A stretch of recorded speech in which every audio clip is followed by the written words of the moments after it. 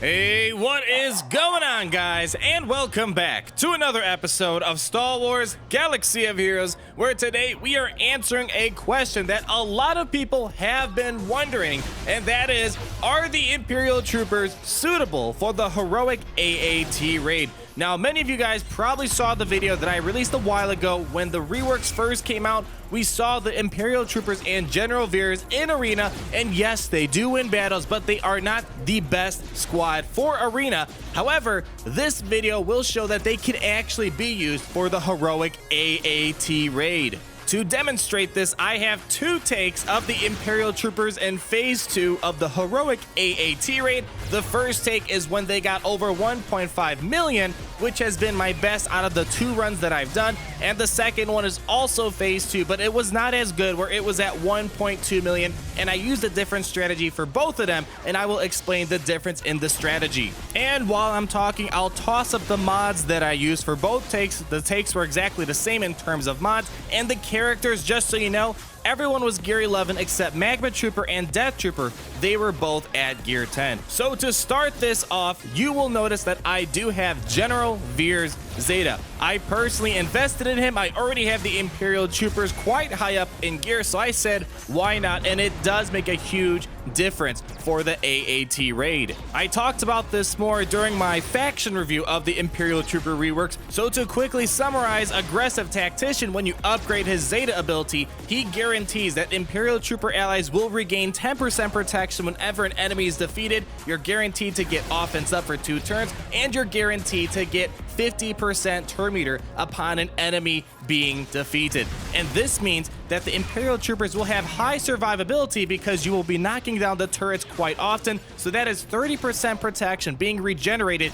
every single run the tank stands up. On top of that, you are getting more damage output because of the offense up bonus, and you're becoming even faster. 50% turn meter per Imperial trooper ally is a lot, and especially when paired with Snowtrooper, as we will talk about in a second, they will be even faster, meaning they will put out more damage and knock down the turrets a lot faster. The Zeta upgrade does make a pretty big difference for General Veers and the Imperial troopers because this extends the survivability, and if you don't have it, you probably could get away with it, but you're not going to get as much damage. You might not survive as long without the protection regeneration, and you definitely will not be as fast because you are not guaranteed for each character to gain 50% turn meter. The leader ability is also important because it's bumping up everyone's damage by 30% for their offense, and this is pretty big because Imperial troopers already put out a lot of damage. They're also gaining plus 20 speed, and they gain 10% turn meter whenever they gain a buff, and a lot of buffs will be spread around with this particular lineup.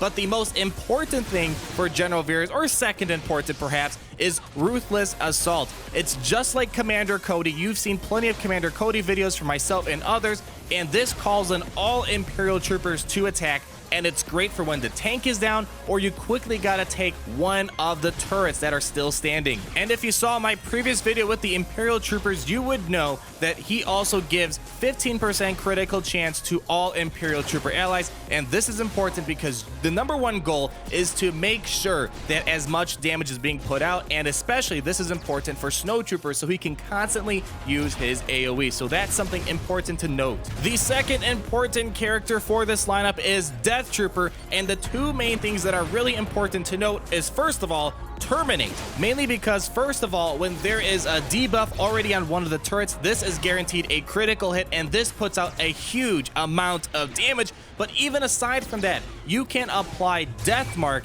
and this helps you quickly knock out a turret. Literally one smack, or maybe 2 at the very most, you can knock down one of the turrets, and this is especially great for when the tank is down. You can churn out quite a lot of damage, and once you call in Ruthless Assault from General Veers, you are just loading up on the damage output here. Now this is where I changed my strategy in both takes. The first take I did, where I got the most damage, I was using Death Mark no matter what, if it was a turret or if it was the center of the tank, and I found that probably using Death Mark on the turrets helps you knock down the turrets faster, which means you're gaining protection, all the turn meter bonuses, and it's also great because you want to make sure those turrets get knocked down so the tank falls out. And if you're waiting and waiting and waiting, like I did in the second take, I would only use Terminate when the tank was knocked down, and I think that may have been the reason why I got 300,000 less damage. And do keep in mind, you can't use Death Mark until you at least destroy one of the turrets, because that will trigger the condition in order for him to apply Death Mark constantly. So this will help you knock down turrets faster and put loads of damage on the tank.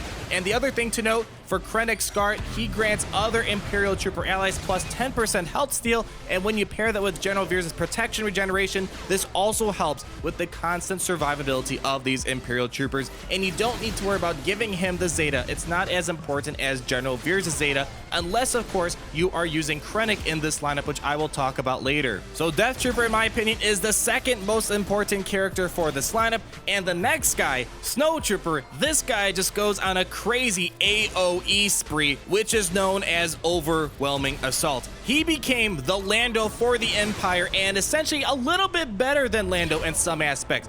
Pretty much when he uses this AoE, he gains critical damage up for 2 turns, and for each critical hit scored, he reduces the cooldown of this ability by 1. So if you at least get 3 critical hits, he will be able to use this again his very next turn, and it does some pretty big damage. Once you got the offense up, once you got the critical damage up, and you got General Veers' critical chance, plus his assault training, he grants himself and other Imperial Trooper allies plus 20% critical damage. This can do over 20,000 damage on an AoE, so this is great to constantly spam all the turrets, especially the center of the tank, so you're getting out a lot of damage and knocking down the turrets a lot faster. One more cool thing to point out is that anytime a unit is defeated, Snowtrooper is gaining 30% turn meter, and other Empire allies will gain 15% turn meter, so pretty much when a turret gets knocked down, that means all the Empire allies are gaining 65% turn meter, and Snowtrooper is gaining 80% turn meter. So that means he's getting out there as fast as possible to constantly spam his AoE. You may have noticed this when I showed the mods, but for Snowtrooper, I highly recommend making sure you load him up on critical chance either from the mod set or the primaries or secondaries,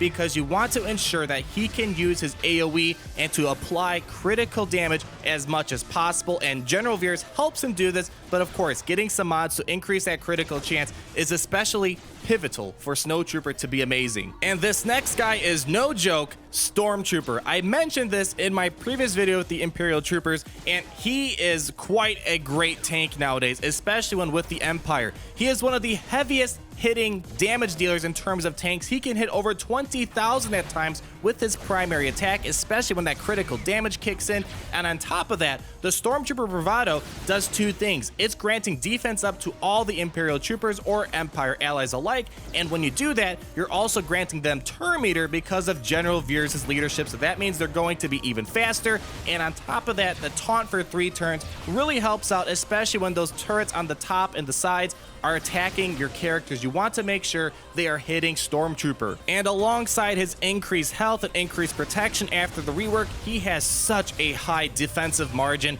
where he gains 40% defense for each living Empire ally. So this means he will take quite a lot of punches, and he grants 30% defense for each Imperial Trooper, so you are again increasing the survivability of all the Imperial Troopers to stay in battle as long as possible. And the great thing is, in the situation where he is not able to apply critical damage, he will leave exposed for someone else to take advantage of, which is essentially a mini version of Death Mark, and it helps again knock down the turrets right away or do a lot of damage to the middle of the tank. Now, unfortunately, Magmatrooper is not the best character for this team, and I do feel that if I took him out and instead put Shore Trooper in, which I do not have a 7-star Shore Trooper, and it will be a long time until I get one, but with Magmatrooper, I felt this definitely held the team back.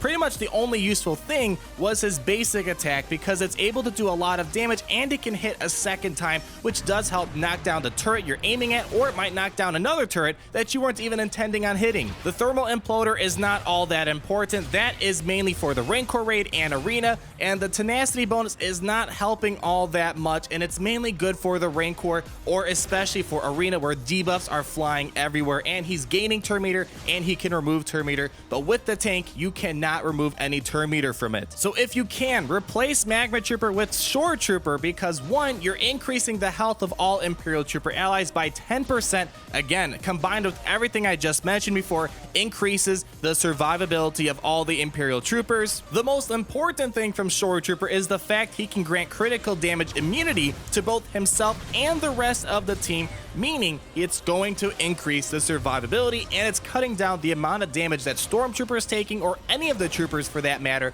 again letting you stay in battle as long as possible. And he also can heal, which again is pretty great when you're getting towards the later end of your battle against the tank. I cannot test this out yet because I do not have a 7-star Director Krennic, nor do I have him Zeta, which I might do towards the future, but I think he might be a better leader than General Veers, mainly because he is increasing the critical chance by a huge margin. Pair that up with General Veers' ability to give off plus 15% critical chance to everyone, and Director Krennic allows Empire allies to regain 10% protection upon every critical hit. And with Snowtrooper, this is a lot of protection being regenerated, as well as everyone else in this team. And I can confirm this also does work for Phase 4 of the heroic AAT raid. Someone on Reddit posted their screenshot of the amount of damage they did. I'll leave a link down below so you can go to the original part of the thread and see a screenshot where they did nearly 2.5 million damage. I think in the right lineup, if we can remove Magmatrooper, perhaps add Stormtrooper,